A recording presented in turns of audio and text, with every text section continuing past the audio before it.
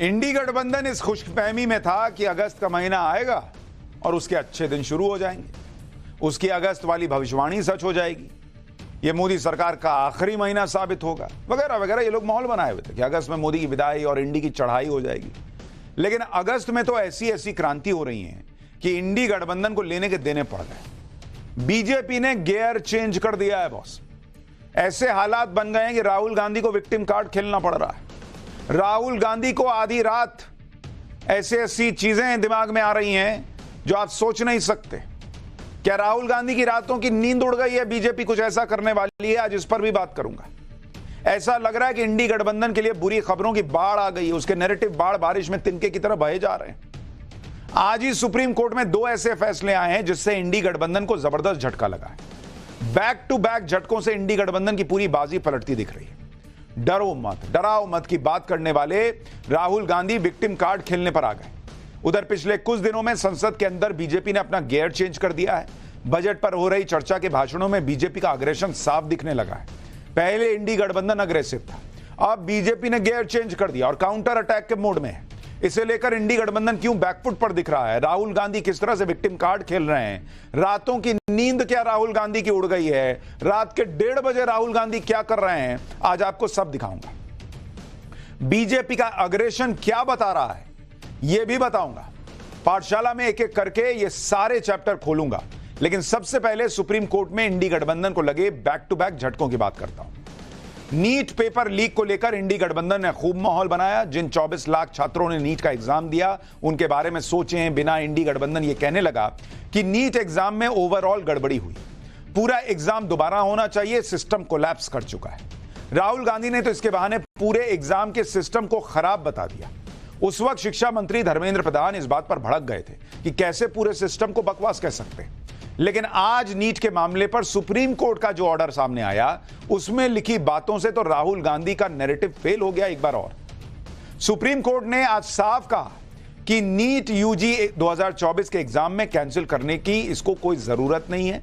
Supreme court ने माना कि एग्जाम में जो गड़बड़ी हुई वो बहुत सीमित थी, सिस्टम में बड़े पैमाने पर गड़बड़ी नहीं हुई, यह सुप्रीम कोर्ट ने माना। कोर्ट ने कहा कि हजारीबाग और पटना को छोड़कर बाकी सारी जगह एग्जाम की पवित्रता भंग नहीं हुई। सुप्रीम कोर्ट पहले ही एग्जाम को कैंसिल करने और दोबारा से एग्जाम कराने की याचिका को खारिज कर चुका है। सुप्रीम कोर्ट ने साफ कहा कि रिकॉर्ड पर ऐसे कोई सबूत नहीं है जिससे यह कहा जा सके कि पूरे एग्जाम में गड़बड़ी हुई थी। सुप्रीम कोर्ट ने कहा कि दोबारा एग्जाम कराने का फैसला देने का मतलब है उन 24 लाख छात्रों के लिए परेशानी खड़ी करना जो एग्जाम दे चुके हैं और उनके इलाके में कोई गड़बड़ी भी नहीं हुई थी। कोर्ट ने कहा कि फिर से परीक्षा करवाने से एडमिशन का शेड्यूल बिगड़ जाएगा और इससे भविष्य में क्वालिफाइड मेडिकल प्रोफेशनल्स की उपलब्धता पर भी असर पड़ेगा। कोर्ट ने यह भी कहा कि इससे उन पिछड़े और वंचित समुदाय के बच्चों पर भी गंभीर असर पड़ेगा जिनके लिए सीटों में आरक्षण मिलता है। कोर्ट का मानना है कि परीक्षा रद्द करने के लिए व्यापक पैमाने पर गड़बड़ी की बात सामने आनी चाहिए थी, लेकिन ऐसा नहीं हुआ। पटना हजारीबाग को छोड़कर कहीं गड़बड़ी के हालात नहीं दिखे। सुप्रीम कोर्ट के मुताबिक हजारीबाग और पटना में पेपर लीक तो हुआ है, लेकिन इस फ्रॉड से फायदा लेने वाले 155 छात्रों की पहचान ऑलरेडी हो गई है। यानी सुप्रीम कोर्ट ने भी इस बात को स्वीकार किया कि जो भी गड़बड़ी हुई वो बहुत लिमिटेड थी। मतलब आप देखिए 24 लाख छात्र एग्जाम दे रहे थे और उसमें नकल का फायदा या पेपर लीक का फायदा मात्र 155 लोग उठा पाए। 24 लाख में से 155। और सीबीआई ने इसकी जांच की बकायदा, जिसमें फ्रॉड करने वाले 155 छात्रों की पहचान हो गई है। सिर्फ 155 लोगों की वजह से 24 लाख बच्चों के लिए परेशानी खड़ी नहीं की जा सकती, कोर्ट यह कह रहा है। इस बात पर सुप्रीम कोर्ट ने भी मुहर लगा दी कि सिस्टम का फेलियर नहीं था, लेकिन याद कीजिए कि राहुल गांधी संसद में खड़े होकर क्या इस सिस्टम को लेकर कह रहे थे। एक बार राहुल गांधी की पुरानी बातें सुनिए, फिर इंडी गठबंधन को सुप्रीम कोर्ट से लगे दूसरे झटके की बात बताता हूं। Issue is that there are millions of students in this country who are extremely concerned at what is going on and who are convinced that the Indian examination system is a fraud. That is what is at stake here. Millions of people believe that if you are rich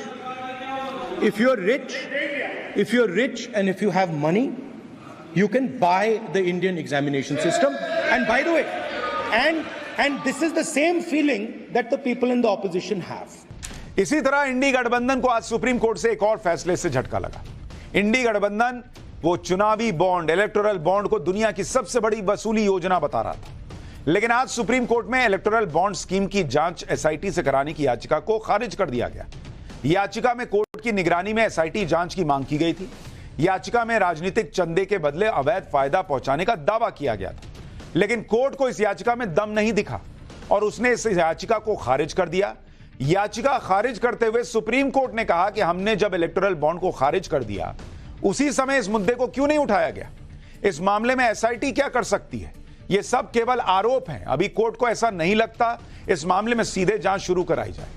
अगर किसी को किसी मामले में कोई doubt है तो वो दूसरे कानूनी रास्ते अपना सकता है। अगर वहां भी समाधान नहीं मिलता है तो वो कोर्ट जा सकता है। सुप्रीम कोर्ट की तरफ से जांच कराना जल्दबाजी होगी। यानी इंडी गठबंधन और राहुल गांधी ने जो झूठ का चक्रव्यूह बनाया और जिन चक्रव्यूह में वो नरेंद्र मोदी को फंसाना चाहते थे, वो चक्रव्यूह तो एक के बाद एक टूटता चला जा रहा है। ऊपर से बीजेपी बहुत आक्रामक हो गई, वो काउंटर अटैक कर रही है और ऐसा काउंटर अटैक कर रही है जिसके चक्रव्यूह में अब खुद इंडी गठबंधन फंस गया है। अगर आप ध्यान देंगे तो पिछले 3-4 दिन से लगातार बीजेपी राहुल गांधी और इंडी गठबंधन के खिलाफ अग्रेसिव मोड में है। सबसे पहले अनुराग ठाकुर ने जातिगत जनगणना पर राहुल गांधी की राजनीति की धुलाई कर दी, जिस पर अभी तक इंडी गठबंधन तिलमिलाया हुआ है। इसके बाद कल रेल मंत्री अश्विनी वैष्णव ऐसे तेवर में दिखे जो तेवर वो कभी नहीं दिखाते। आंकड़ों के साथ उन्होंने इंडी गठबंधन के सवालों के धागे खोल दिए। कल ही यूपी में मुख्यमंत्री योगी आदित्यनाथ अपने पुराने अंदाज में लौट आए और मिट्टी में मिला दूंगा टाइप बयान देकर इंडी गठबंधन में हड़कंप मचा दिया। आज संसद में कृषि मंत्री शिवराज सिंह चौहान ने किसानों के मामले में राहुल गांधी ही नहीं पूरे नेहरू गांधी परिवार का इतिहास बताते हुए लपेट दिया। यानी बीजेपी ने अब गियर शिफ्ट कर दिया है बॉस। जो लोग ये सोच रहे थे कि बीजेपी कर क्या रही है, बीजेपी अब काउंटर अटैक के मोड में है। राहुल गांधी संसद में कह रहे थे कि वो किसानों को एमएसपी की लीगल गारंटी देंगे। इसी पर आज शिवराज सिंह चौहान ने सदन में ऐसा जवाब दिया कि नेहरू से लेकर इंदिरा और राजीव गांधी तक का सबका इतिहास खंगाल दिया और यह बता दिया कि जो राहुल गांधी आज किसान हित की बात करते हैं, उनके पिता, दादी, परनाना किसानों के लिए किसी ने कुछ नहीं किया। सुनिए एक बार कृषि मंत्री शिवराज सिंह चौहान को, कैसे आज उन्होंने बखिया उधेड़ दी। हमारे प्रथम प्रधानमंत्री स्वर्गीय पंडित जवाहरलाल नेहरू जी, मैं उनका आदर करता हूं, लेकिन भारतीय परंपरा खेती के बारे में उसका निर्वाह नहीं किया। रूस गए, वहां से एक मॉडल देख के आए और कहा कि रूस का मॉडल लागू करो। भारत रत्न चौधरी चरण सिंह जी ने कहा यह नहीं हो सकता, भारत की कृषि की परिस्थितियां बिल्कुल अलग है। प्राथमिकताएं गलत थी उपसभापति जी। 17 वर्ष तक उन्होंने प्रधानमंत्री जी के पद को सुशोभित किया, लेकिन तब क्या होता था? अमेरिका से PL-480 चढ़ा हुआ लाल गेहूं भारत को खाने पे विवश और मजबूर होना पड़ा। राहुल गांधी ने संसद में चक्रव्यूह की बात की थी, लेकिन आज चक्रव्यूह वाली बात पर शिवराज सिंह चौहान ने राहुल गांधी को लपेट दिया और पूछा कि कांग्रेस को चक्रव्यूह जैसे ऐसे प्रतीक क्यों याद आते हैं जो कपट का प्रतीक माना जाता है। कांग्रेस का चरित्र ही शकुनी, चौसर और चक्रव्यूह वाला है। सुनिए शिवराज सिंह चौहान का जवाब। माननीय उपसभापति जी, उनको याद भी आए तो शकुनी याद आए। शकुनी, चौपड़, चक्रव्यूह और इन सारे शब्दों का संबंध है अधर्म से। अब कांग्रेस को क्यों चक्रव्यूह, शकुनी, चौपड़ ये याद आते हैं? माननीय उपसभापति जी, जब महाभारत काल में हम जाते हैं तो हमें तो भगवान श्री कृष्ण याद आते हैं। माननीय उपसभापति जी, कांग्रेस की प्राथमिकताएं गलत रही है। अपने भाषण में महाभारत और चक्रव्यूह जैसी बातें कर राहुल गांधी खुद ही फंस गए। शिवराज सिंह चौहान की तरह अनुराग ठाकुर ने भी राहुल गांधी की चक्रव्यूह वाली बात पर कहा था कि उनका महाभारत वाला ज्ञान एक्सीडेंटल है। अनुराग ठाकुर ने राहुल गांधी को क्या कहा था वो भी आपको याद दिलाता हूं, फिर आपको आगे की बात बताता हूं कि रेल मंत्री ने कैसे जवाब दिया कांग्रेस और इंडी गठबंधन। कुछ लोग एक्सीडेंटल हिंदू हैं और महाभारत का ज्ञान भी एक्सीडेंटल है।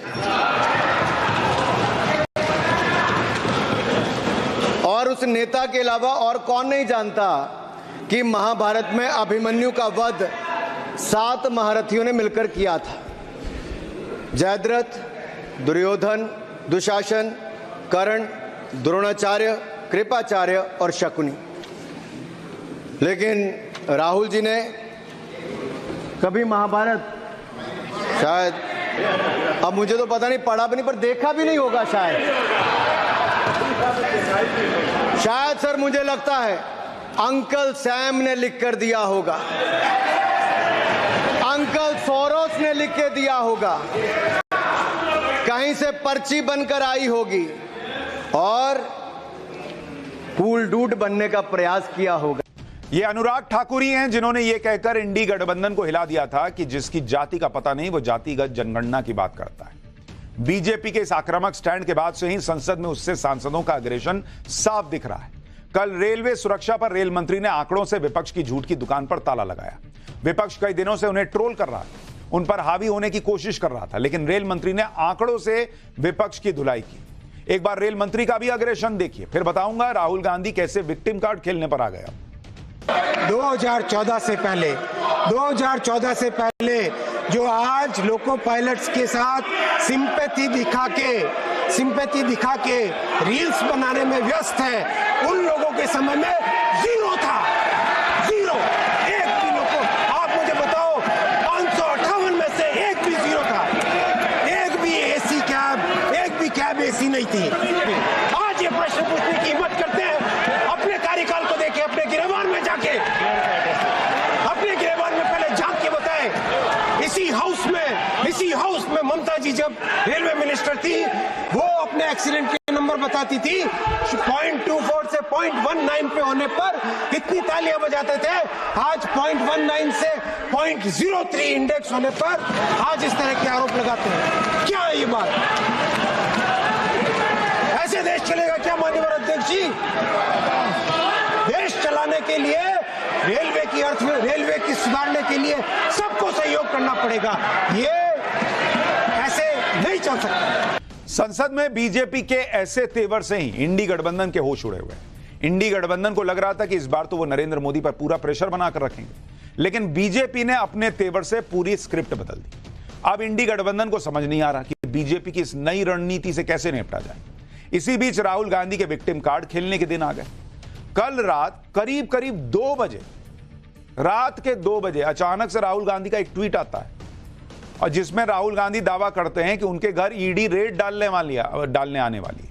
राहुल गांधी ने कहा कि उन्हें ईडी के ही एक इनसाइडर ने यह बात बताई।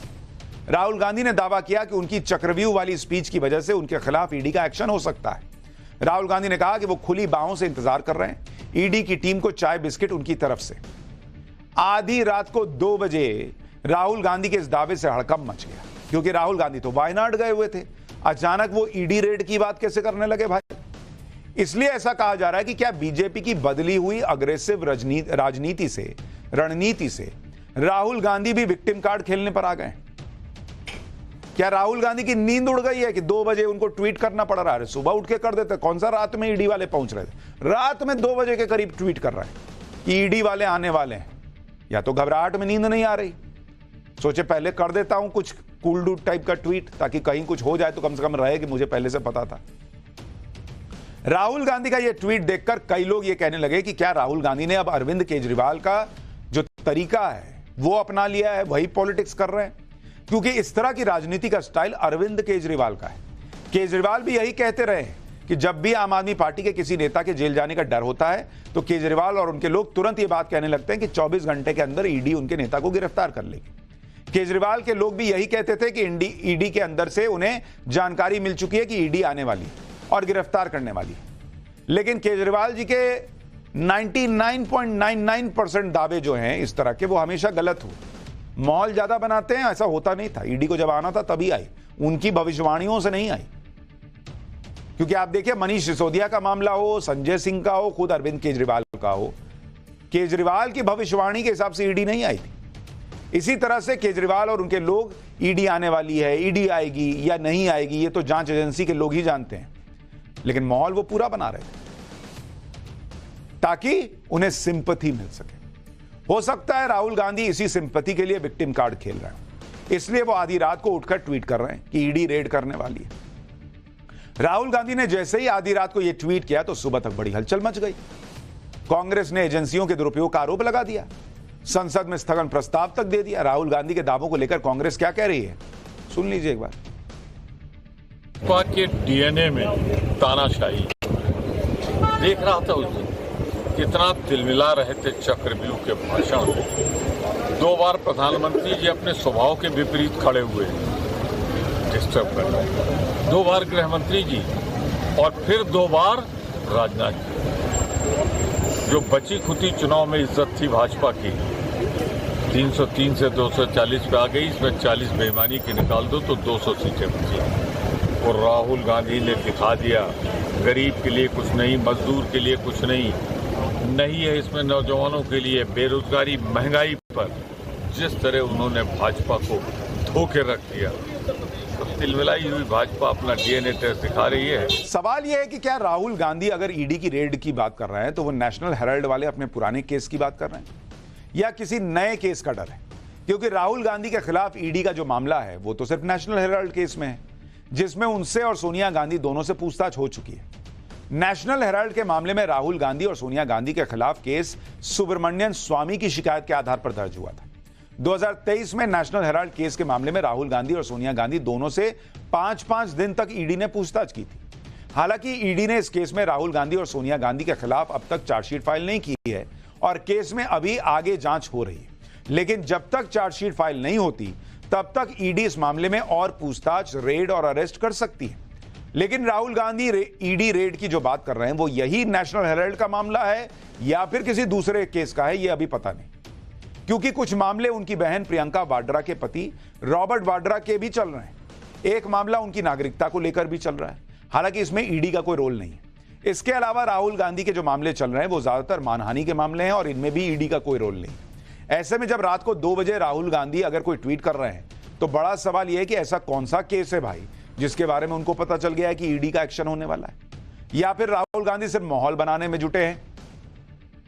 लेकिन बीजेपी कह रही है कि राहुल गांधी वायनाड में हुई तबाही में ध्यान भटकाने के लिए ऐसे हथकंडे अपना रहे हैं, क्योंकि वायनाड के मामले में राहुल गांधी से तीखे सवाल हो रहे हैं और इन्हीं सवालों से बचने के लिए 2 बजे रात में राहुल गांधी ईडी को लेकर अफवाहें फैला रहे हैं। बीजेपी प्रवक्ता राजीव चंद्रशेखर ने क्या कहा है, सुनिए एक बार। मेरा मानना यह है कि राहुल गांधी को 2 बजे रात को ये किसी ने बोल दिया होगा कि बस ऐसे क्वेश्चंस पूछ रहे लोग, किसी तरह से उसको डिस्ट्रैक्ट किया जाए, किसी तरह से एक नया नैरेटिव क्रिएट किया जाए ताकि लोग वायनाड के बारे में नहीं पूछे। आधा घंटे 45 घंटे वो वायनाड में थे। तो मुझे लगता है, ये मेरा खुद का, मैंने कोई इन्वेस्टिगेशन तो किया नहीं है, लेकिन मुझे लगता है ये कांग्रेस का एक स्ट्रैटेजी रहा है, आज भी है और रहेगा, कि जब उनके सामने टफ क्वेश्चंस यानी कि प्रश्न पूछे जाते हैं वो किसी तरह उससे निपट कर एस्केप करने की कोशिश से झूठ बोलते हैं या झूठ का एक न्यू नैरेटिव खड़ा करते हैं। और पाठशाला में अब अगली क्लास। दिल्ली के शेल्टर होम में पिछले 20 दिनों के अंदर 13 बच्चों की मौत कैसे हो गई? जनवरी से अब तक 27 बच्चों की मौत के बाद भी क्यों सोती रही है केजरीवाल सरकार? अब इसका जवाब।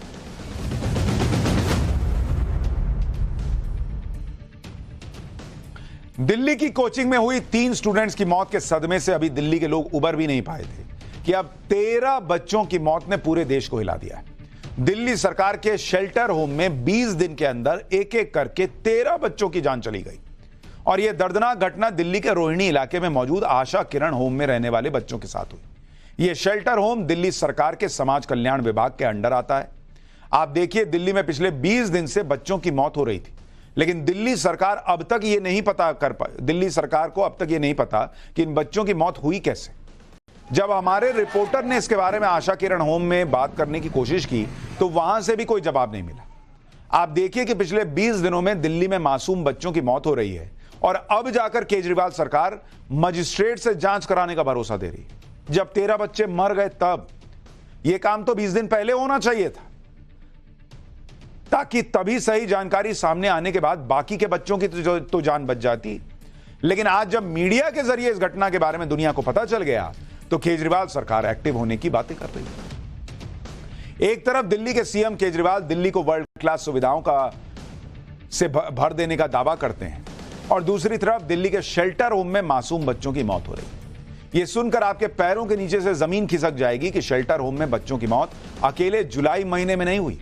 मौत का यह सिलसिला पिछले साल से लगातार चल रहा है, लेकिन इसे केजरीवाल सरकार कितनी सीरियसली ले रही थी इसके बारे में आगे बताऊंगा। उससे पहले इस पूरी घटना के बारे में बताता हूं। दिल्ली के रोहिणी के सेक्टर 3 में आशा किरण होम में मेंटली रिटार्डेड बच्चों को रखा जाता है। इस शेल्टर होम में यह दावा किया जाता है कि यहां रहने वाले बच्चों की अच्छे से देखरेख की जाती है, जबकि इस साल जनवरी से जुलाई के बीच 27 बच्चों की यहां मौत हो गई। इसमें पिछले महीने जुलाई में 20 दिन के अंदर 13 बच्चों की जान चली गई। रोहिणी के एसडीएम के मुताबिक मौत का यह आंकड़ा पिछले साल के मुकाबले काफी ज्यादा है, यानी बच्चों की मौत पिछले साल भी हुई थी। रोहिणी एसडीएम बच्चों की मौत के पीछे पीने के पानी को लेकर सवाल खड़े कर रहे हैं, लेकिन मौत की असली वजह पोस्टमार्टम रिपोर्ट आने के बाद ही पता चलेगी। अगर थोड़ी देर के लिए मान भी ले कि पीने के पानी की वजह से मौतें हुई, तो यह तो और बड़ा सवाल है दिल्ली सरकार से। जो लोग पीने का ऐसा पानी उपलब्ध करा रहे हैं कि बच्चों की जान चली जा रही है, वो केजरीवाल मॉडल और केजरीवाल मॉडल का ढिंडोरा पीटते हैं। ऐसा नहीं है कि आशा किरण होम में यह मौत अचानक हो गई। पिछले 7 महीने में 27 बच्चों की जान जा चुकी है, लेकिन जब मौत पर बवाल बढ़ने लगा और बीजेपी ने सड़कों पर उतरकर मोर्चा खोला, तब जाकर केजरीवाल सरकार नींद से जागी और मंत्री आतिशी ने आशा किरण होम में हो रही मौतों की मजिस्ट्रेट से जांच के आदेश दिए। लेकिन वो शेल्टर होम में हुई मौत के लिए लापरवाही के आरोपों को मानने के लिए तैयार नहीं दिख रही और जांच रिपोर्ट आने से पहले ही सफाई दी जा रही है कि जिनकी मौत हुई उनको पहले से ही कई गंभीर बीमारियां थी। 27 बच्चों को गंभीर बीमारियां थी। इस पूरे मामले पर दिल्ली की मंत्री आतिशी का क्या कहना है, एक बार सुनिए, फिर आपको बच्चों की मौत के कुछ और दर्दनाक आंकड़े दिखाता हूं। मुझे लगता है कि अभी ये कहना कि प्राथमिक तौर पर क्या कारण है, ये उचित नहीं होगा। ये इसलिए उचित नहीं होगा क्योंकि जब तक इंक्वायरी रिपोर्ट नहीं आती है, हमें भी किसी प्रकार की अफवाह में विश्वास करना और अफवाह फैलाने पे थोड़ा सा हमें ध्यान रखना चाहिए, क्योंकि जैसा मैंने कहा, इनमें से कई ऐसे पेशेंट्स हैं जिनको मल्टीपल कोमॉर्बिडिटीज थी। और अगर आप देखिए कि कई ऐसे जो कुछ लोगों की डेथ भी हुई है, उनमें से कुछ लोग इस महीने से पहले जून से ही हॉस्पिटल में एडमिटेड थे। दिल्ली सरकार की मंत्री आतिशी अब भी ये कह रही हैं कि मौत के कारण इतनी जल्दी बताना ठीक नहीं होगा, लेकिन वो ये नहीं बता रही कि बच्चों की मौत सिर्फ जुलाई के महीने में ही नहीं हुई। पिछले 6-7 महीने से लगातार शेल्टर होम में बच्चे मर रहे थे। लेकिन दिल्ली सरकार की मजिस्ट्रेट जांच के लिए आंखें तब खुली जब 13 बच्चों की मौत इस महीने हो गई, जुलाई में। यह काम कई महीने पहले किया जा सकता था। आज आपको बताता हूं कि पिछले 6 महीने में दिल्ली सरकार के शेल्टर होम्स में बच्चों की मौत हो रही थी और किस तरह से हो रही थी। जनवरी में 3 बच्चों की जान गई, उसके बाद फरवरी में 2 और बच्चों की जान चली गई, मार्च में फिर 3 और बच्चे मर गए, अप्रैल में 2, मई में 1, जून में फिर 3 बच्चों की जान गई और जुलाई में 13 बच्चों की मौत हो गई। यानी हर महीने बच्चे मरते रहे, लेकिन केजरीवाल सरकार पता नहीं कहां सोई हुई थी। उनको तो केजरीवाल की सेहत का ध्यान था कि केजरीवाल जी का वजन 1 किलो बढ़ा कि 1 किलो घटा। यहां बच्चे घट गए, बढ़ गए, मर गए, क्या हुआ, इसका ध्यान ही नहीं था। इतना ही नहीं, वर्ष 2023 में जनवरी से जुलाई के बीच ही कुल 13 लोगों की मौत हुई थी। यानी दिल्ली में बच्चों की मौत का सिलसिला पिछले साल से चल रहा है, लेकिन किसी के पास कोई जवाब नहीं।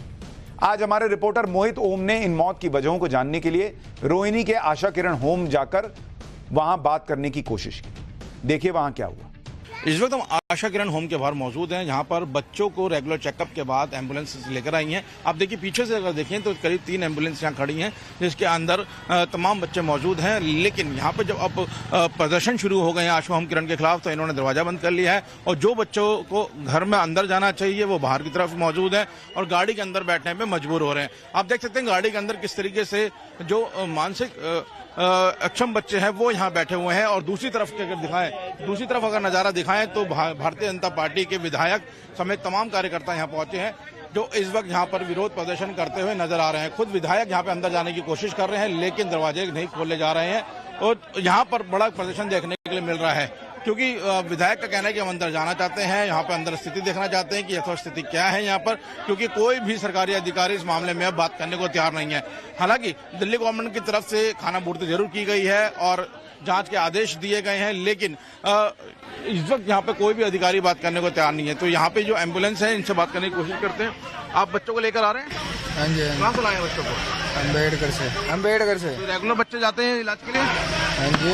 तो ये दरवाजा रोज इसी तरह बंद रहता है या खोल देते हैं लोग? खोल देते हैं। तो आज क्यों बंद करा हुआ? क्यों बात हुई अंदर किसी से? पता नहीं बात हुई। तो आप समझ सकते हैं कि यहाँ पर जो अंदर की स्थिति है उसको छुपाने की कोशिश की जा रही है। ये कोई नहीं मान सकता कि दिल्ली सरकार की मंत्री आतिशी को इस बारे में पहले से कोई जानकारी नहीं होगी। दिल्ली के शेल्टर होम में पिछले 1 साल से लगातार बच्चों की मौत हो रही है और उन्हें या दिल्ली सरकार को इस बारे में कुछ पता ही नहीं था।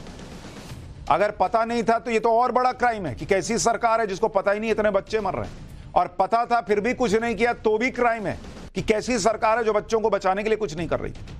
अगर दिल्ली सरकार इस बारे में इतनी ही गंभीर थी तो पिछले साल 13 बच्चों की मौत के बाद मजिस्ट्रेट की जांच के आदेश क्यों नहीं दिए थे? क्योंकि तब मीडिया में खबर नहीं आई थी। अगर पिछली साल ही जांच करवा देते तो इस साल जनवरी से जून के बीच 14 बच्चों की मौत के दौरान यह जांच क्यों नहीं करवाई गई? तभी करवा लेते। ऐसे में सरकार की नीयत और मंशा पर सवाल तो उठेंगे। वही बात कभी आम आदमी पार्टी की तेज तर्रार नेताओं में शुमार रही राज्यसभा सांसद स्वाति मालीवाल भी कह रही। स्वाति मालीवाल का कहना है कि जब वो दिल्ली महिला आयोग की अध्यक्ष थी उस वक्त भी इस शेल्टर होम में 2 महीनों में 11 लोगों की मौत हुई, जिसके बाद उन्होंने खुद शेल्टर होम में जाकर निरीक्षण किया और वहां के हालात पर एक मजबूत रिपोर्ट बनाकर केजरीवाल सरकार को दी, लेकिन उस पर कोई कार्रवाई नहीं हुई। स्वाति मालीवाल को सुनिए। मैं जब दिल्ली महिला आयोग की अध्यक्ष थी तब भी कुछ साल पहले इसी शेल्टर होम में 2 महीनों में 11 मौतें हुई थी। मैंने यहाँ जाकर इंस्पेक्शन किया था और मैंने बहुत बुरे हालात पाए थे। मैंने सरकार को रिपोर्ट भी दी थी। मैंने सरकार को बताया था कि किस तरीके से महिलाएं वहां पे, क्योंकि स्टाफ ठीक से नहीं है, क्योंकि व्हील चेयर्स नहीं है, रेंग रेंग के बाथरूम जाने पे मजबूर हैं। वहीं कॉरिडोर में उन्हें शौच करना पड़ रहा है। कई बच्चे जो कि हिल नहीं सकते, जो कि छोटे हैं, उनको अपने ही बिस्तरों में शौच करना पड़ रहा था। पूरे हालात, इतनी गंदगी थी, इतना बदबू था, मैं बता नहीं सकती। बहुत बुरा हाल था। इतनी स्ट्रॉन्ग रिपोर्ट बना के हमने दिल्ली सरकार को दी, तब भी कुछ इंक्वायरी हुई थी लेकिन कार्यवाही कुछ नहीं हुई।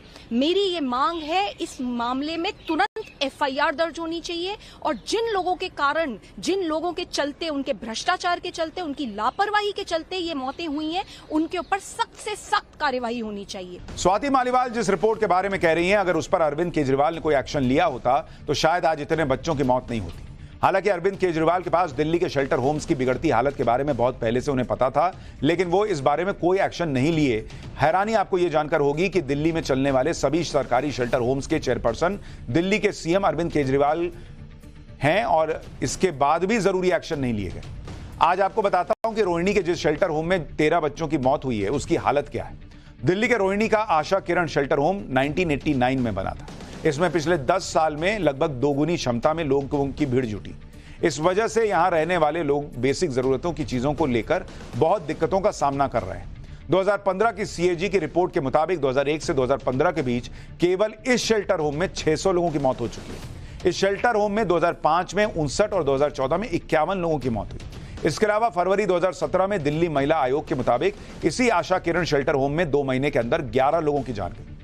जिस शेल्टर होम्स की पूरी तरह से जिम्मेदारी अरविंद केजरीवाल के ऊपर है, वहां पिछले कई साल से लगातार मौत की घटनाएं हो रही हैं और अब जब मीडिया में खबर आ रही है तो कह रहे हैं कि हम मजिस्ट्रेट से जांच कराएंगे। दिल्ली के शेल्टर होम्स में इतनी संख्या में लोगों की मौत के बाद अब जाकर दिल्ली सरकार मजिस्ट्रेट के जांच के आदेश दे रही है। बीजेपी का आरोप है कि इस तरह की जांच के आदेश से दिल्ली सरकार तो यह दिखाने की कोशिश कर रही है कि वो इन मौत की घटनाओं को लेकर सीरियस है।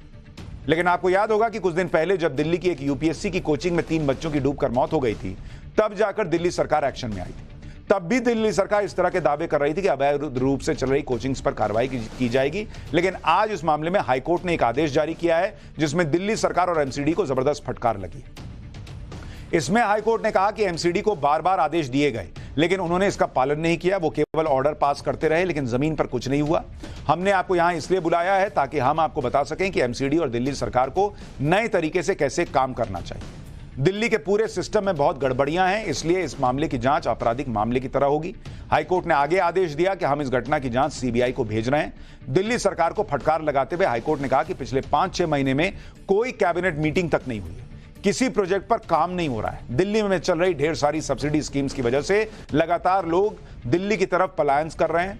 हाईकोर्ट ने यह भी कहा कि दिल्ली के पास बड़े इंफ्रास्ट्रक्चरल बदलाव करने के लिए फंड्स ही नहीं है। अगर आप फ्रीबीज स्कीम के पीछे भागेंगे तो आप कोई बदलाव नहीं कर पाएंगे। उधर दिल्ली में एलजी बीके सक्सेना ने आशा किरण होम में हो रही मौतों को गंभीर मामला बताया। एलजी ने कहा कि संबंधित अधिकारियों की तरफ से आपराधिक लापरवाही हुई है। ये सभी लोग जो दिमागी विकलांगता से पीड़ित थे, जाहिर तौर पर खराब स्वास्थ्य सुविधाओं, पोषण की कमी और खराब पानी की आपूर्ति के कारण अपनी जान गंवा बैठे। आगे एलजी ने कहा कि संवेदनशीलता की कमी इन लोगों के खिलाफ आपराधिक गतिविधि है। ये लोग सरकार के जिम्मे थे और इनके साथ इस तरह का व्यवहार पूरी तरह अनुचित है। एलजी का कहना है कि दिल्ली सरकार द्वारा चलाए जा रहे सभी शेल्टर होम्स की स्थिति पर जांच की जाए, जिसमें आशा किरण होम में हुई मौतों की जांच भी शामिल है। 1 हफ्ते के अंदर जिम्मेदारी तय की जाए और यहां के एडमिनिस्ट्रेशन के खिलाफ तुरंत कार्रवाई शुरू हो। इसके साथ ही एलजी ने कहा कि जिन लोगों की मौत हुई है उनके परिवार वालों से संपर्क किया जाए और उन्हें उचित मुआवजा दिया जाए। शेल्टर होम में बच्चों की मौत के मामले में बीजेपी ने भी केजरीवाल सरकार को घेरा है। बीजेपी के कार्यकर्ता रोहिणी में मौजूद आशा किरण होम के बाहर प्रदर्शन करते दिखे। बीजेपी का आरोप है कि उन्हें शेल्टर होम के अंदर जाने ही नहीं दिया गया, जिसके बाद उन्होंने शेल्टर होम के गेट के बाहर खड़े होकर नारेबाजी शुरू कर दी। इस घटना को लेकर बीजेपी विधायक विजेंद्र गुप्ता ने केजरीवाल सरकार पर आरोप लगाया कि दिल्ली सरकार शेल्टर होम में हुई मौतों को छुपाने की कोशिश कर रही है और केजरीवाल सरकार के भ्रष्टाचार को बच्चों की मौत की बड़ी वजह बताया। सुनिए एक बार। सवाल तो ये है कि इस पूरे मामले की गंभीरता को देखते हुए सरकार ने जो अपराध किया है कि इस पूरे मामले को दबाने की कोशिश की है, उस पर हमारा रोष है। ये मौतें नहीं, ये हत्या है। इन मौतों की जिम्मेदार, इस हत्या की जिम्मेदार केजरीवाल सरकार है।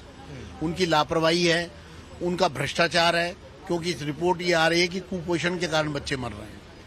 सवाल तो ये है कि जो लाखों करोड़ों रुपया आशा किरण के लिए और बाकी तमाम इस तरह के केंद्रों के लिए जो पैसा सरकार दे रही है होम के लिए, वो कहाँ जा रहा है। दिल्ली विधानसभा का सत्र बुलाया जाए। मैं यहाँ खड़ा हूँ पिछले काफी समय से, लेकिन दरवाजा तक नहीं खोला जा रहा। इस एम्बुलेंस के अंदर 5 बच्चे हैं जो रेगुलर मेडिकल टेस्ट के लिए गए थे, उनको अंदर नहीं आने दिया जा रहा है। अपने ही बच्चों को अंदर नहीं आने दिया जा रहा है। तो ये इसको क्यों इस तरह से छुपाया जा रहा है, दबाया जा रहा है। पाठशाला में अब अगली क्लास। सीएम योगी के 2 एक्शन। यूपी में इंडी गठबंधन का फ्यूचर प्लान कैसे फेल हुआ? क्या अखिलेश ने अयोध्या के सांसद अवधेश प्रसाद को अकेला छोड़ दिया है? अब इसका चैप्टर।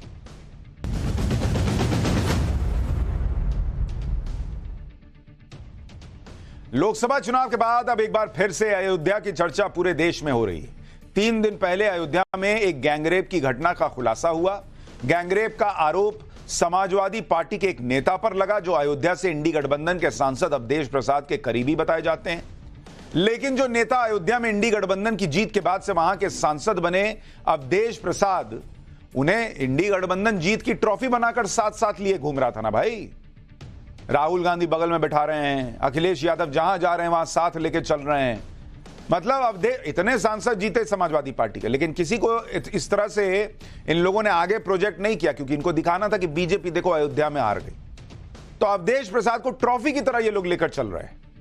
लेकिन संसद में फ्रंट रो पर अपने साथ बिठाने वाले लोग, जहां भी जाएं वहां अयोध्या के सांसद को साथ लेकर जाने वाले लोग, वो सारे लोग अब अयोध्या में गैंगरेप की घटना का खुलासा होने के बाद और उसके आरोपी का अवधेश प्रसाद से कनेक्शन निकलने की बातें सामने आने के बाद पूरे मामले में चुप हो गए। ना तो अखिलेश यादव कुछ बोल रहे हैं, ना ही राहुल गांधी कुछ बोल रहे हैं। जबकि इसी अयोध्या के सांसद अवधेश प्रसाद को अखिलेश यादव अपने साथ बिठा रहे थे। जहां अखिलेश जाते थे साथ में अवधेश प्रसाद को ट्रॉफी की तरह अपने साथ लेकर जाते थे कि दुनिया देखे कि हमने बीजेपी को फैजाबाद नहीं अयोध्या हरा दिया। राहुल गांधी ने भी अवधेश प्रसाद के जरिए बीजेपी पर हमला किया था, यहां तक कि अवधेश प्रसाद को अयोध्या का राजा तक बता दिया था अखिलेश यादव ने। लोकसभा चुनाव नतीजों के बाद संसद के पहले सत्र की तस्वीरें आप याद कीजिए। अवधेश प्रसाद को राहुल और अखिलेश ने सबसे आगे अपने साथ बिठाया। कुल मिलाकर नैरेटिव सेट किया गया कि अयोध्या में बीजेपी के हिंदुत्व की हार हुई और समाजवादी पार्टी का पीडीए कार्ड जीत गया। अवधेश प्रसाद और अयोध्या का जिक्र करके अखिलेश यादव और राहुल गांधी खूब हल्ला मचाए, लेकिन अब अयोध्या में हुए गैंगरेप पर इन तीनों के मुंह से आवाज नहीं निकल रही। ना अखिलेश यादव बोल पा रहे, ना राहुल गांधी तो खैर भूल ही जाइए, और अवधेश प्रसाद, उनका भी सुनाऊंगा मामला क्या है। ऐसा लग रहा है जैसे अखिलेश और राहुल गांधी के मुंह में दही जम गया है, कुछ बोल ही नहीं पा रहे भाई। अब हम अवधेश प्रसाद की बात नहीं कर रहे जब अयोध्या में गैंगरेप का मामला आ गया। अयोध्या के भदरसा में एक नाबालिग लड़की के साथ गैंगरेप हुआ और आरोप लगा समाजवादी पार्टी के नेता मोहित खान पर। मोहित खान को अयोध्या से समाजवादी पार्टी के सांसद अवधेश प्रसाद का करीबी बताया जा रहा है। इस घटना के बाद से ही अयोध्या में समाजवादी पार्टी नेता मोहित खान के खिलाफ विरोध प्रदर्शन हो रहा है। आज अखिल भारतीय विद्यार्थी परिषद यानी एबीवीपी के सदस्यों ने समाजवादी पार्टी के सांसद अवधेश प्रसाद के खिलाफ जोरदार प्रदर्शन कर दिया। एबीवीपी के कार्यकर्ताओं ने जिलाधिकारी दफ्तर के बाहर अवधेश प्रसाद के खिलाफ जमकर नारेबाजी की। एबीवीपी के कार्यकर्ताओं का कहना है कि समाजवादी पार्टी ने अयोध्या की धरती को कलंकित कर दिया। इससे पहले कई हिंदू संगठनों ने भी समाजवादी पार्टी के नेता मोहित खान के खिलाफ प्रदर्शन किया। निषाद समाज के लोगों ने भी घटना के बाद विरोध प्रदर्शन किया। अयोध्या की घटना है, ये सभ्य समाज के लिए बहुत दुखद है और समाजवादी पार्टी का लोगों का इसमें जुड़ाव होना, उनका इन्वॉल्व होना, समाजवादी पार्टी के पदाधिकारी उसमें इन्वॉल्व हैं और समाजवादी पार्टी के अखिलेश यादव जी के द्वारा इस तरह का, या माननीय सांसद जी वहाँ के हैं, उनके द्वारा इस पर कोई स्पष्टीकरण अभी भी सामने नहीं आया है। तो ये समाजवादी पार्टी का चरित्र है और समाजवादी पार्टी हमेशा इन तत्वों के साथ खड़ी रही है। लेकिन सरकार माननीय मुख्यमंत्री जी के नेतृत्व में एक कठोरतम कार्रवाई करेगी और ऐसी कार्रवाई करेगी जो नजीर बन सके। देखिए, आरोपी आरोपी होता है, आरोपी किसी दल का हो, कोई भी हो। महाराज जी ने साफ साफ शब्दों में कहा है, माननीय मुख्यमंत्री जी ने, कि आरोपी आरोपी होता है और जो भी आरोपी होगा इस प्रदेश में, किसी ने भी कोई भी गड़बड़ काम किए होंगे, उसके ऊपर जो भी कानूनी कार्रवाई उचित होगी उत्तर प्रदेश सरकार करेगी और कर भी रही है। और हमारी विधानसभा में जो ये घटना हुई, महाराज जी ने उसको संज्ञान लेते हुए कल विधानसभा में भी बोला और उनके निर्देश पे उसके ऊपर जो भी उस पे अपराधी उस पर कार्रवाई भी हो रही है। और साथ ही आज पीड़िता के परिवार भी महाराज जी ने मिला और उनको न्याय दिलाने का भरोसा दिलाया। इसके साथ साथ उसको आर्थिक सहायता देने के लिए भी कहा। 12 साल 14 साल की माइनर गर्ल है और जिस तरीके से हैवानों ने हैवानियत की है, दरिंदगी की है, इसके खिलाफ सख्त कार्रवाई हो रही है। हमारी कल माननीय मुख्यमंत्री चर्चा में मुख्यमंत्री ने सदन में कहा इनके खिलाफ सख्त कार्रवाई की जाएगी, सख्त से सख्त कार्रवाई की जाएगी। वहाँ पे ये भी पता चला है कि ये कोई पहली लड़की नहीं है। इस तरीके से बहुत सी लड़कियों के साथ इन्होंने किया, जिस घटनाओं को दबा दिया गया, वो शिकायत उनकी सुनी नहीं गई। अभी अंदर लोग बता रहे, तो बेटियां बच्चियां बता रही थी, वो सब बच्ची, कि बहुत लड़कियों के साथ इन्होंने किया, उसको दबा दिया गया। अयोध्या में समाजवादी पार्टी के नेता मोहित खान पर नाबालिग से गैंगरेप का आरोप लगा। नाबालिग लड़की और उसके परिवार वालों ने जो बताया उसके मुताबिक भदरसा इलाके में मोहित खान की कई बेकरी चलती हैं। मोहित खान ने टोस्ट देने के बहाने लड़की को बेकरी में बुलाया और बेकरी के अंदर मोहित खान का नौकर पहले से मौजूद था। मोहित खान ने नाबालिग के साथ रेप किया। उसका नौकर पूरी घटना का वीडियो बनाता रहा, फिर वीडियो दिखाकर कई बार उस लड़की का रेप किया गया। नाबालिग को धमकी दी गई थी कि किसी को बताना मत। 2 महीने बाद नाबालिग की तबीयत खराब हुई, टेस्ट कराया तो पता चला कि वो प्रेग्नेंट हो गई है। तब नाबालिग ने पूरी घटना अपने परिवार को बताई। पीड़ित परिवार मोहित खान से मिलने पहुंचा। आरोप है कि मोहित खान ने अबॉर्शन कराने के लिए कह दिया। आरोप है कि मोहित खान ने कहा कि यह सब तो होता रहता है। गैंगरेप की इस घटना से समाजवादी पार्टी के नेता का नाम जुड़ा है और आप देखिए, मोहित खान समाजवादी पार्टी का भदरसा नगर अध्यक्ष है, जो अयोध्या से समाजवादी पार्टी के सांसद अवधेश प्रसाद का करीबी है। अखिलेश यादव के निर्देश पर ही मोहित खान को भदरसा नगर अध्यक्ष बनाया गया था और अवधेश प्रसाद को अखिलेश यादव अपने साथ ट्रॉफी की तरह लेकर चल रहे थे।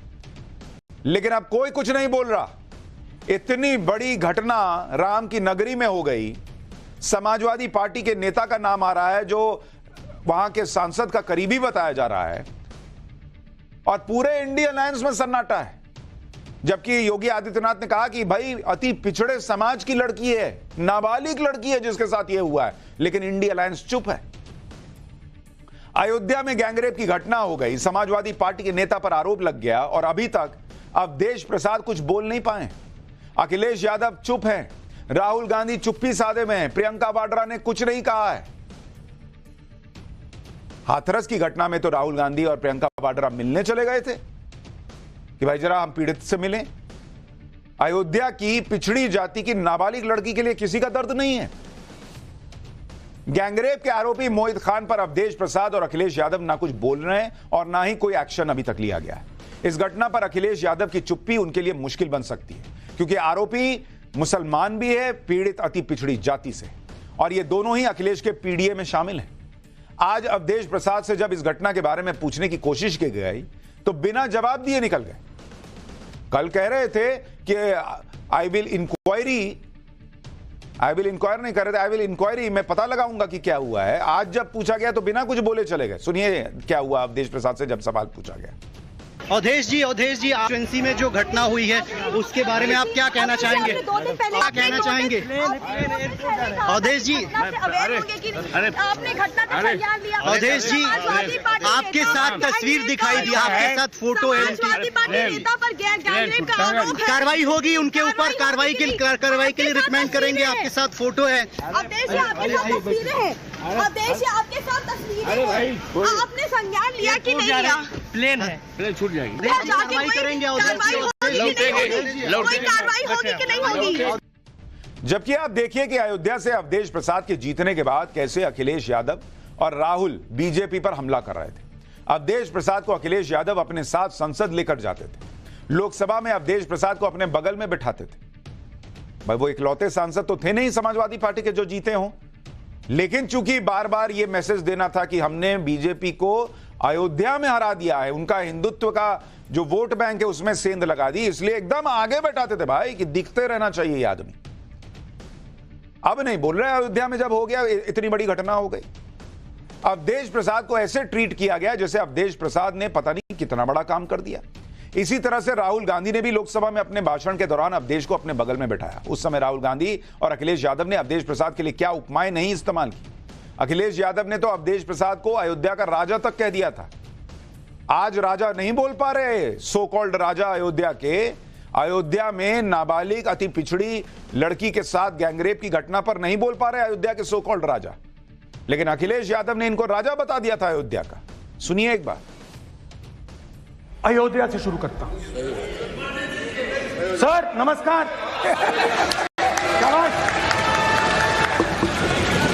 अयोध्या ने आपको मैसेज भेजा, अयोध्या ने राम भगवान। लोकतंत्र रक्षक सेनानी ये खड़े हमारे साथ, अवधेश जी, राजा अयोध्या। मर्यादा पुरुषोत्तम राम, प्रभु श्री राम की मर्यादाओं को अक्षुण्ण रखते हुए पूरे देश में उनकी मर्यादा को कायम करूंगा और वहां के देवतुल्य मतदाताओं की उम्मीदों पर खरे उतरूंगा। अयोध्या के सो कॉल्ड राजा अवधेश प्रसाद आज खामोश हैं। भगवान राम की मर्यादा का पालन करने वाले अवधेश प्रसाद अपने करीबी पर कुछ नहीं बोल रहे। दूसरी तरफ योगी सरकार अयोध्या रेप केस में वो एक्शन ले रही है जो एक मिसाल कायम करेगी। सीएम योगी आदित्यनाथ ने आज पीड़ित परिवार से भी मुलाकात की और इंसाफ का भरोसा दिलाया। पीड़ित परिवार ने पूरी घटना के बारे में सीएम योगी को जानकारी दी, जिस पर सीएम योगी ने कहा कि आपकी पूरी सहायता की जाएगी और आर्थिक मदद दी जाएगी। पीड़ित परिवार ने सीएम योगी से मिलने के बाद कहा कि आरोपी को फांसी होनी चाहिए और उसके ठिकानों पर बुलडोजर चलने चाहिए। सुनिए एक बार। दोनों आरोपियों की गिरफ्तारी तो हो गई है, तो क्या मांगे हैं आप लोगों की? हमारी मांगे यही थी कि उसको फांसी की सजा हो जी, फांसी हो उसको, ताकि वो दूसरा दरिंदा ना तैयार हो उस तरह से। अपने बच्चे के क्या इंसाफ चाहिए आपको? क्या मुख्यमंत्री से क्या मांग की आपने? इंसाफ चाहिए और हमारे बच्चे फांसी चाहिए। आप चाहते हैं क्योंकि घर में बुलडोजर भी चले? हाँ बुलडोजर भी चले। मुख्यमंत्री से आपने बताया बड़ी बातें? हाँ बता दिए। क्या कहा मुख्यमंत्री जी ने? कार्रवाई होगी। हाँ कहीं होगी कार्रवाई। सीएम ने कहा कि पूरी कार्रवाई होगी। हाँ। आप ये भी देखिए कि समाजवादी पार्टी कैसी राजनीति कर रही है। अयोध्या में नाबालिग लड़की के साथ हुई दरिंदगी पर अखिलेश यादव ने कुछ नहीं कहा, लेकिन लखनऊ में छेड़छाड़ वाली घटना को लेकर समाजवादी पार्टी सीएम योगी पर ही निशाना साध रही है। अयोध्या गैंगरेप पर भी एक्शन हो रहा है और लखनऊ में जो छेड़छाड़ की घटना हुई उस पर भी जबरदस्त एक्शन किया योगी आदित्यनाथ ने। सीएम योगी ने विधानसभा के अंदर कल ही लखनऊ वाली घटना पर बोला और आरोपियों के नाम भी लिए, जिस पर समाजवादी पार्टी का कहना है कि सीएम योगी ने सिर्फ 2 आरोपियों के नाम लिए और सीएम योगी इसमें हिंदू मुसलमान कर रहे हैं। सीएम योगी ने बाकी आरोपियों के नाम क्यों नहीं लिए? समाजवादी पार्टी अयोध्या गैंगरेप घटना के आरोपी अपने नेता मोहित खान का नाम तक तो ले नहीं पा रही, और जब लखनऊ में छेड़छाड़ के आरोपियों का नाम सीएम योगी लेते हैं तो कहती है कि सारे आरोपियों के नाम लो। गजब नहीं है ये? अरे भाई, सीएम योगी ने तो यह भी कहा था कि किसी भी आरोपी को नहीं छोड़ा जाएगा, सबके खिलाफ एक्शन होगा। लखनऊ में जो छेड़छाड़ की घटना हुई उसमें अब तक 16 आरोपी गिरफ्तार हुए हैं और उनके नाम भी आपको बता देता हूं, सब पर एक्शन हुआ है। पवन यादव, सुनील कुमार, मोहम्मद अरबाज, विराज साहू, अर्जुन अग्रहरी, रतन गुप्ता, अमन गुप्ता, अनिल कुमार, प्रियांशु शर्मा, आशीष सिंह, विकास भंडारी, मनोज कुमार, अभिषेक तिवारी, कृष्णकांत गुप्ता, जय किशन, अभिषेक साहू। किस पर एक्शन नहीं हुआ बॉस? क्या हिंदू मुसलमान किया? 16 के 16 आज अंदर हाथ जोड़कर बैठे हैं। यह योगी आदित्यनाथ का मॉडल है और वो बार बार कहते हैं कि इस तरह का हिसाब बर्दाश्त नहीं होगा, चाहे उसमें कोई हो।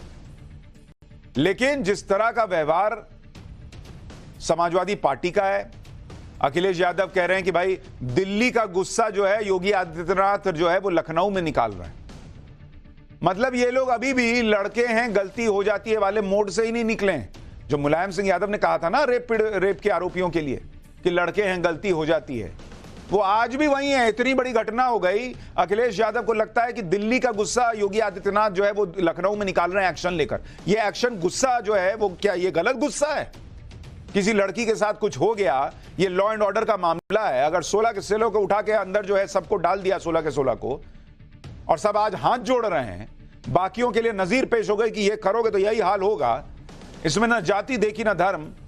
इसमें अखिलेश यादव को कहना चाहिए कि बहुत सही किया, तो कह रहे हैं कि दिल्ली का गुस्सा जो है वो लखनऊ में निकाल रहा है। बॉस, ऐसा गुस्सा पब्लिक चाहती है। पब्लिक नहीं सुनना चाहती कि रेप के आरोपियों के लिए कोई कह दे कि लड़के हैं, गलती हो जाती है, रेप कर देते हैं। पब्लिक ये देखना चाहती है कि इतनी सी भी मर्यादा भंग हो तो लॉ एंड ऑर्डर कायम हुआ है, ये मिसाल पेश होनी चाहिए। और पाठशाला में अब अगली क्लास, पीएम मोदी का वो प्लान जिससे देश में बिजली कट पर लग जाएगा कंप्लीट फुल स्टॉप। अब उसका चैप्टर।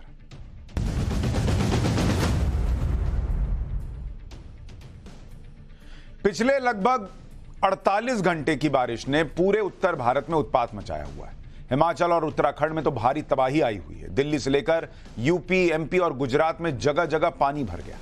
राजस्थान में कई इलाकों में सड़कों पर नाव चलने की नौबत आ गई। लोगों के घर पानी में डूबे हुए।